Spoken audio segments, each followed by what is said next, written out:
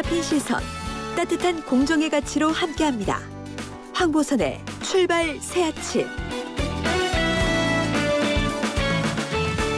네, 황보선의 출발 새 아침 2부 시작합니다.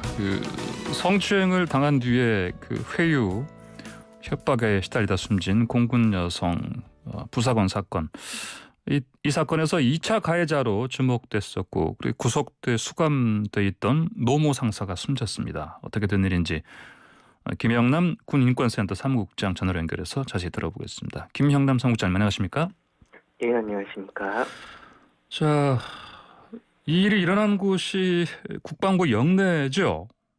네네, 맞습니다. 어디서 어떤 상태로 발견됐습니까? 국방부 청사 내에 있는 이제 영내의 미결 수용실에서 예. 의식불명인 상태로 이제 발견이 됐었는데요. 7월 24일 오후 2시 55분경에 예. 이제 보통은 미결 수용실은 민간에서는 이제 구치소라고 부르는 곳이죠. 예. 여기 수감시설 내의 화장실에서 이제 발견이 되었고 병원으로 후송되었습니다만 사망한 것으로 확인이 되고 있습니다. 이게 이제 말씀하신 대로 이제 국방부 영내니까 서 국방부 장관 집무실과도 뭐 당연히 가깝겠네요. 네네. 말씀하신 것처럼 그 용산에 이제 국방부 청사 내부에 있는 이제 미결 수용실인데 국방부 장관 집무실이 있는 건물 맞은편 건물의 지하에 있습니다. 그러니까 거리상으로는 한 600m 정도 되죠. 그러니까 백주대낮에 국방부 한복판에서 이렇게 어이없는 일이 좀 벌어진 것으로 보입니다. 그래요. 이곳에서 이런 사건 처음 일어난 거죠? 네네. 군 내부에서 이렇게 영내 미결 수용실에 이렇게 관리소홀로 이렇게 그 사람이 사망하는 일은 이제 굉장히 드문 일이다 하고 이제 뭐 많이 나오고 있죠.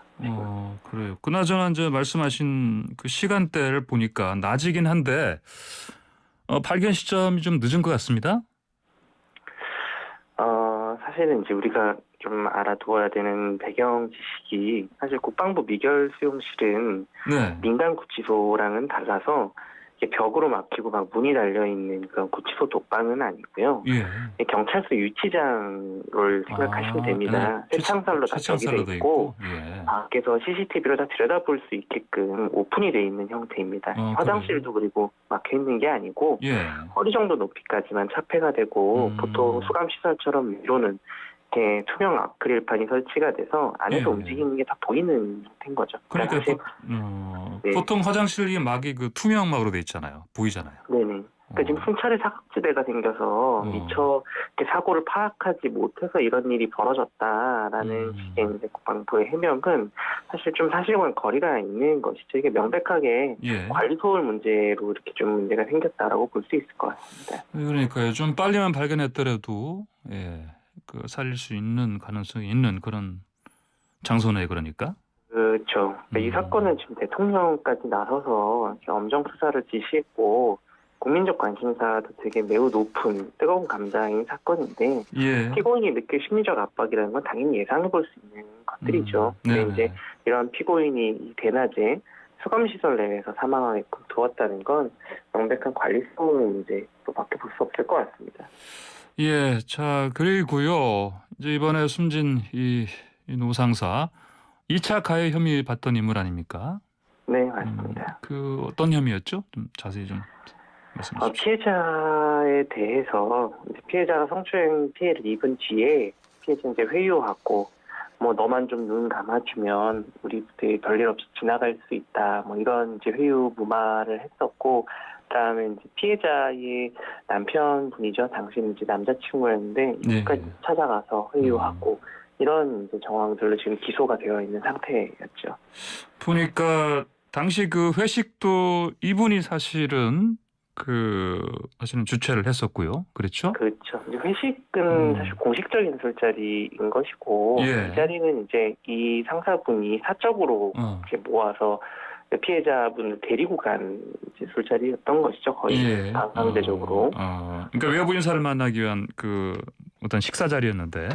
그렇죠. 근데 그래서 아마도 이제 말씀하신 것처럼 뭐 2차 가해 혐의를 받는데 이 사건 발생한 이후에 이걸 아무래도 뭐 협의를 시키고 이렇게 하려고 하다가 이제 2차 가해를 한 것 같은데.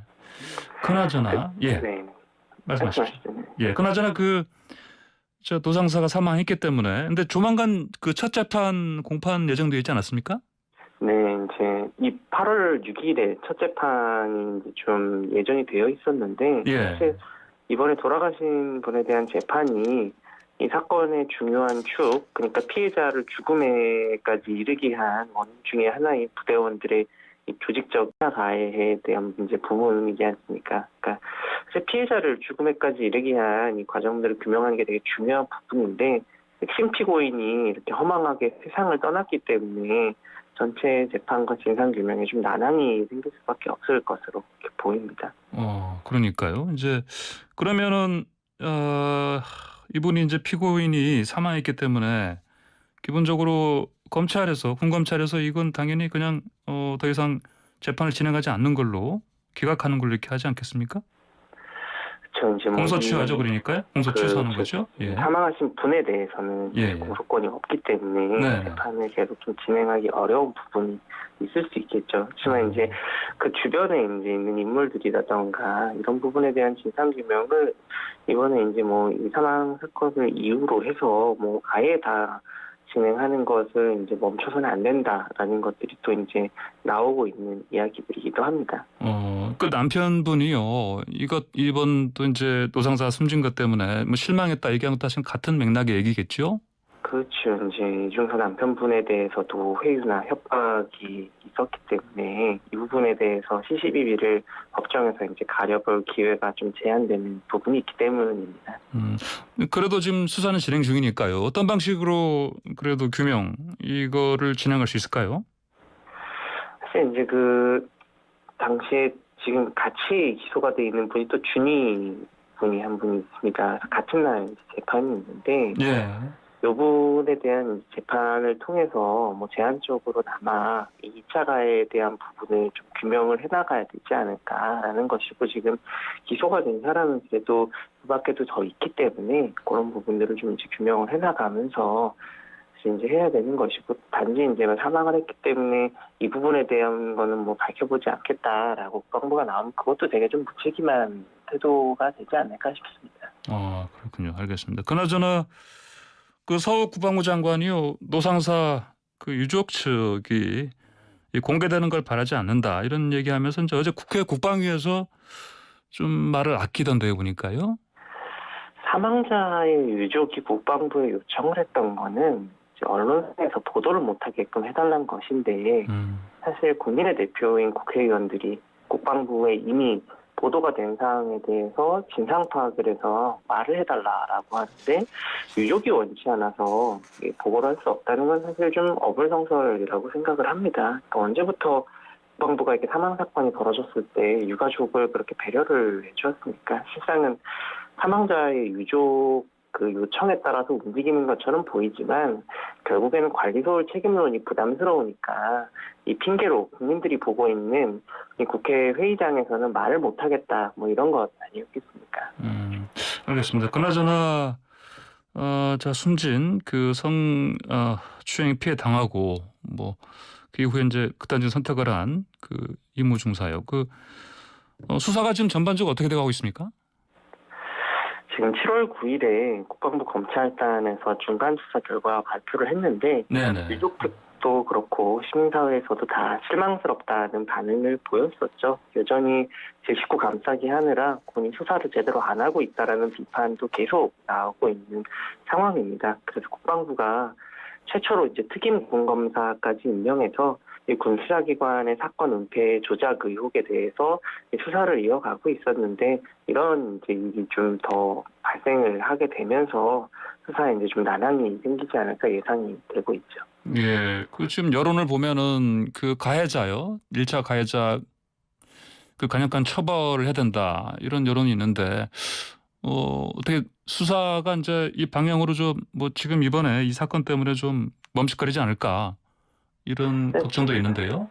뭐 가해자 당사자에 대한 재판은 이제 지금 기소가 돼서 진행이 될 예정이기 때문에 예. 뭐 이런 부분이 사실 힘이 빠지지 않고 계속 잘 진행이 돼야 되는 부분이 있는 것이고 지금 이제 주택에 준 수사의 동력이 초점을 맞추고 있는 것은 사건 처리 과정에서 왜 이제 수사기관들이 미온적으로 대처하거나 아니면 아예 사건을 은폐하려고 시도했는지 이 동기가 무엇인지를 좀 밝히는 부분들이 수사의 과제로 남아있는 상태입니다. 그렇군요. 알겠습니다. 자, 좀 다른 얘기도 좀 해보겠습니다. 그 서욱 장관이요. 그 청해부대 장병들 코로나19 집단 감염 이 관련해서 그 해외 현지에서 접종 못한 거 이게 사실은 그 기항지인 오만에서 거부했기 때문이다 이런 얘기 했네 보니까 설득력이 있는 소리입니까? 지금 이 문제 관련해서 계속 지적되고 있는 것이 이게 함정이라는 공간의 특수성을 고려하면 한 사람이 감염되면 지금처럼 모두 감염될 위험이 굉장히 높은 상황인 것이고 이건 예측 가능한 부분이었는데 왜 출항하기 전에 사전에 백신 접종을 할 계획을 잘 세우지 못했는지에 대한 얘기가 계속적으로 나오고 있습니다. 그러면 이 부분에 대해서 국방부는 부족한 부분이 있었다라고 얘기를 하면 될 텐데 천지사정이라던가 뭐 진단키트 또는 내부의 뭐 군의관의 역할 뭐 이런 것들에 대한 이제 원인을 다르게 이야기를 하면서 뭐 하려고 하다 보니 이제 변명이라는 비판이 지금 제기되고 있는 것이죠. 그러니까 본질적인 부분에 대한 논의를 국방부가 계속 비껴나가려고 하기 때문에 비판이 계속되고 있다라고 봅니다. 그리고 초기 단계에서 그 합참의장이 뭐 제대로 보고를 못 받아서 대처를 못했다 이런 얘기도 나오던데 보니까요. 사실 계속 그 뒤에 이제 뭐 있었던 초기 상황이라던가 이미 감염이 된 후에 조처라던가 이런 것들을 계속 국방부가 변명하듯이 지금 대처를 하고 있기 때문인 것인데 이런 이제 얘기들이 끊임없이 나오는 게 사실 이제 최초에 백신을 왜 접종을 하지 않고 그냥 내보내느냐에 대한 좀 시작이 되는 문제인 것이죠.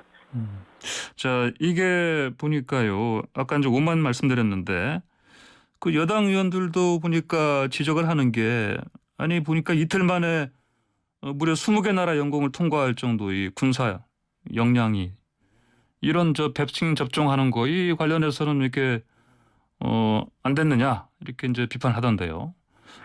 예, 그렇죠. 지금의 상황이 그러니까 예측 불가능한 어떤 뭐 천재지변이나 이런 것이라기보다는 국방부가 미리 예측하고 준비했으면 충분히 막을 수 있는 사태였다라는 것들이 예. 여당 내에서도 나오고 있는 지적의 이제 핵심적인 부분이라고 생각을 합니다.